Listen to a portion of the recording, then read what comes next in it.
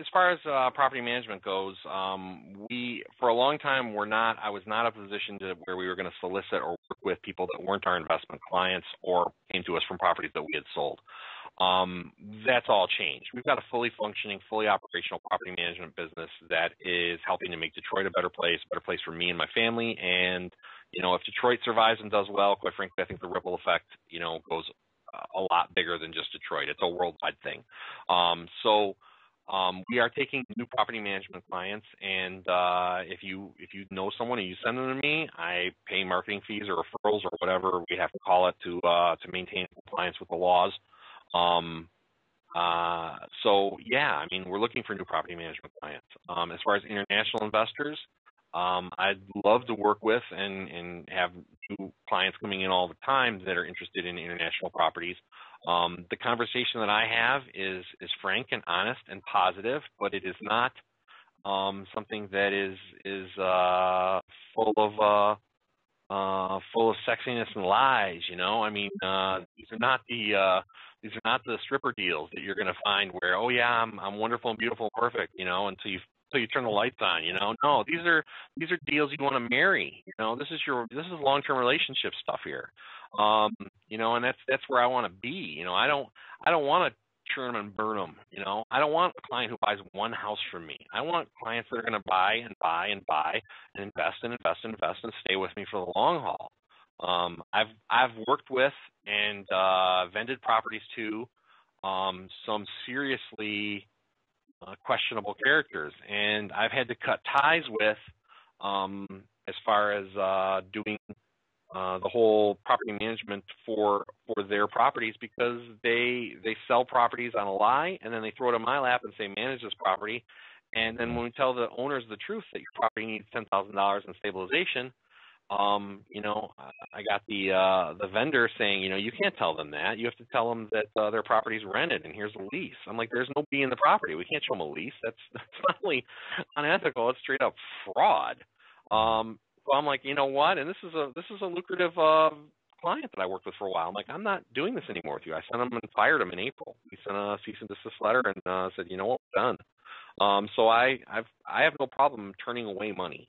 I'm not interested in bad money. I'm only interested in good money and putting money to good use in our city.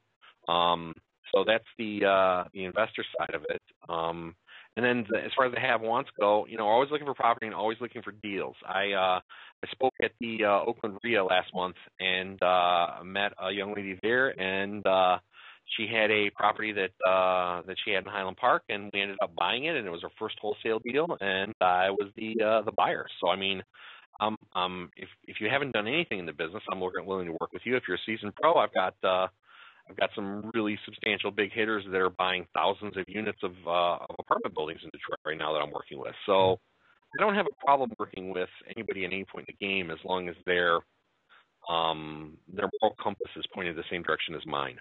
And then the last thing that we need, and this is where we're at, is we have and need more investment partners who are interested in the business but have full-time day jobs and have a substantial portfolio, that are professionals, whether it be a six-figure or seven-figure, eight-figure portfolio, that want to take 5, 10, 20% of their portfolio and put it to work in Detroit real estate for some long-term growth and also short-term big gains.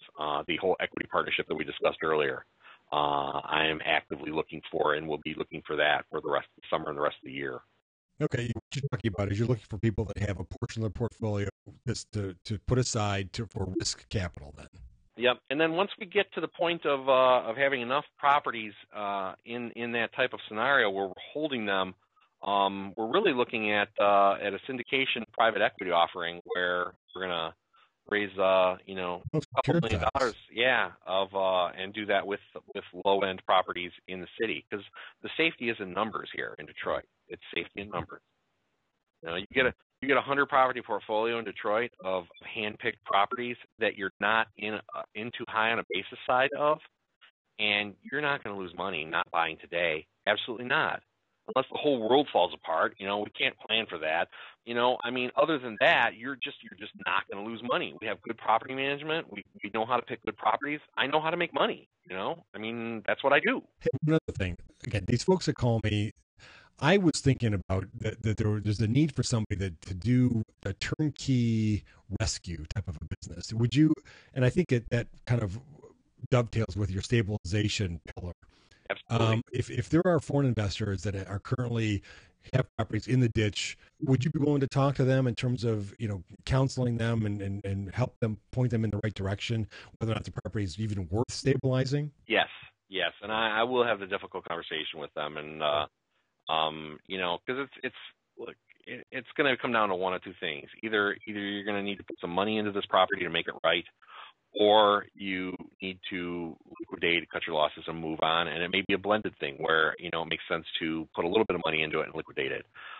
There are times where I see properties all the time. I call them negative value properties. You got a property that fixed up and nice has a value of $20,000, but it's got $10,000 of taxes owing, and it needs a roof and windows and is completely stripped out. Well, you've got $15,000 of rehab plus $10,000 of taxes. So there are things I can do with that, but you're really looking at if someone came to me to sell it, I'd say you have a negative value property there. It's actually worth less than zero. So what do you want to do with that? A lot of people have properties that they bought, and I've dealt with investors that have bought a number of properties from overseas sellers who say they're connected in Detroit and have gotten hosed, and we're dealing with $500,000, $2,000 houses. That's the worst case scenario. Best case scenario is you got bad property management in place. The property's, you're sold something that for $40,000 that you should have paid $25,000 for, but it's got a tenant and it's limping and kind of paying their rent, and you're struggling. We can salvage that. It's not a bad buy if you hold on to it long enough. Forget about the fact that you got $40,000 down the river. You've got a house that can produce income for you. And stabilized and running, it's going to do a lot better than any other investment or any other place you put that money. So keep it, fix it, and run it. Absolutely. Love to help them. What we do is help people. It's our job.